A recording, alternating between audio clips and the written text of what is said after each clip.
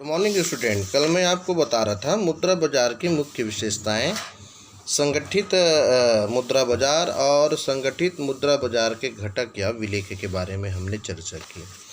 आज हम अध्ययन कर रहे हैं असंगठित मुद्रा बाजार। देखिएगा, संगठित मुद्रा बाजार का हमने अध्ययन किया, उसके बाद आज अध्ययन कर रहे हैं 10.10A पेज नंबर 378।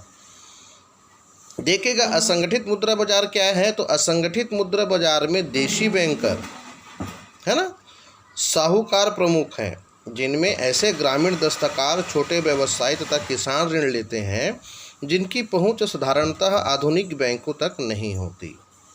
इनकी ब्याज दर ऊंची होती है।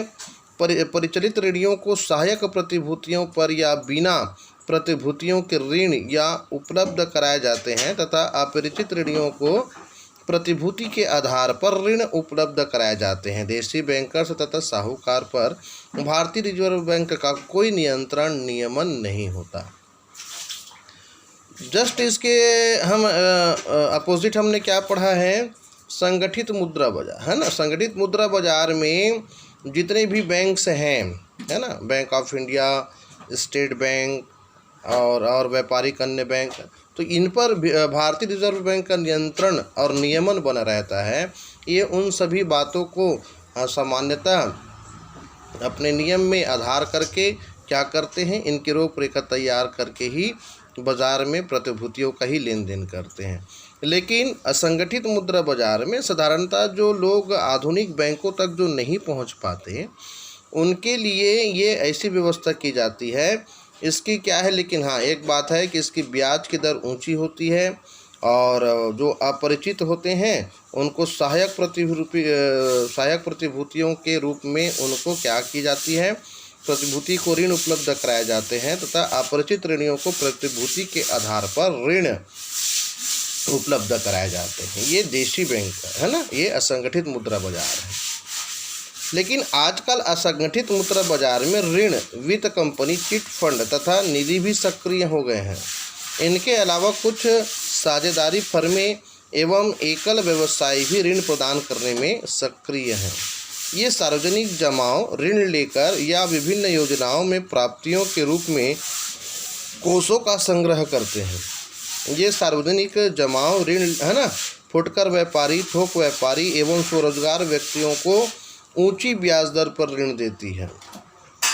ये दैनिक, साप्ताहिक या मासिक आधार पर धन संग्रह कर उसे पुनः ऋण के रूप में निवेश कर देती है। ये क्या हो गई है ना, आजकल इसका भी विस्तृत रूप हो गया है असंगठित बाजार का। तो अभी आपने समझा होगा असंगठित मुद्रा बाजार। अब मैं आपको बताता हूँ पूंजी बाजार के बारे में। एक तो पहला हमने मुद्रा बाजार, द्रव्य बाजार के रूप में पढ़ा, अब दूसरा आ गया है क्या, पूंजी बाजार, यानी कैपिटल मार्केट। पूंजी बाजार का अर्थ बताने से पहले आपको बताऊं कि पूंजी बाजार उस बाजार को कहते हैं जहां दीर्घ अवधि तथा मध्यम अवधि के लिए बड़ी मात्रा में धनराशि का विनियोग किया जाता है। बड़ी अवधि के लिए और बड़ी मात्रा में, है ना, या उधार लिया जा सकता है। पूंजी बाजार में विनियोजक अपनी अतिरिक्त धनराशि का अंशों, शेयर, है ना, ऋण पत्रों, डिबेंचर्स, सरकारी प्रतिभूतियों आदि में निवेश कर सकते हैं और इसी प्रकार उधार लेने वाले उचित लागत पर बैंकों तथा वित्तीय संस्थाओं से धनराशि ऋण के रूप में प्राप्त कर सकते हैं। ठीक है, और वे अंशों, ऋण पत्रों, बॉन्ड्स तथा अन्य वित्तीय विलेखों का निर्गमन करके भी कोष एकत्रित कर सकते हैं। ये होता है पूंजी बाजार, ध्यान में रखिएगा। ठीक है, इस पूंजी बाजार की क्या विशेषताएं हैं।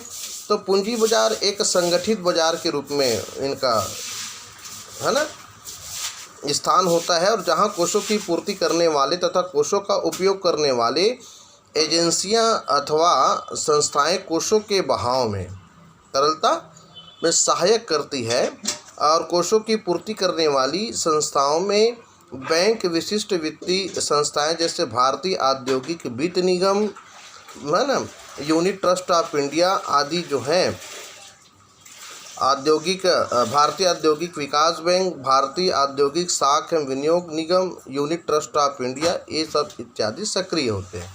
विनियोग करने वाली जो जनता है, प्राइवेट फंड, बीमा कंपनी, पारस्परिक कोष आदि शामिल हैं और इस प्रकार कोषों के उपयोगकर्ताओं में व्यावसायिक उपक्रम, सरकार, स्वायत्ता संस्थाएं आदि शामिल हैं।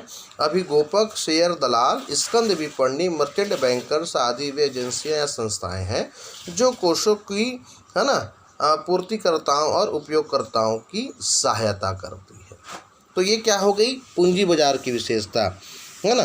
तो जब हमने वर्गीकरण किया था तो उसमें दो रूप बताए थे। तो पहला क्या है ना, द्रव्य बाजार, जिसको हम बोलते हैं मुद्रा बाजार, और दूसरा आ गया पूंजी बाजार।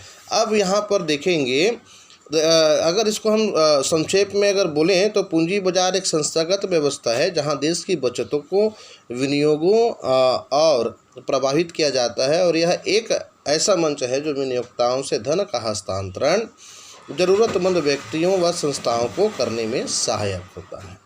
ठीक है। अब इसके बाद आ जाता है 10.12 पूंजी बाजार तथा मुद्रा बाजार में अंतर। वेरी इंपॉर्टेंट, आप इसको करेंगे 6 पॉइंट तक और अंतर के आधार सहित आपको करना है। ठीक है। तो आज के लिए बस इतना ही। जितनी बातों को मैंने बताया उसको बढ़िया सारगर्भित करके अध्ययन करें। ठीक है। आपको शुभकामनाएं।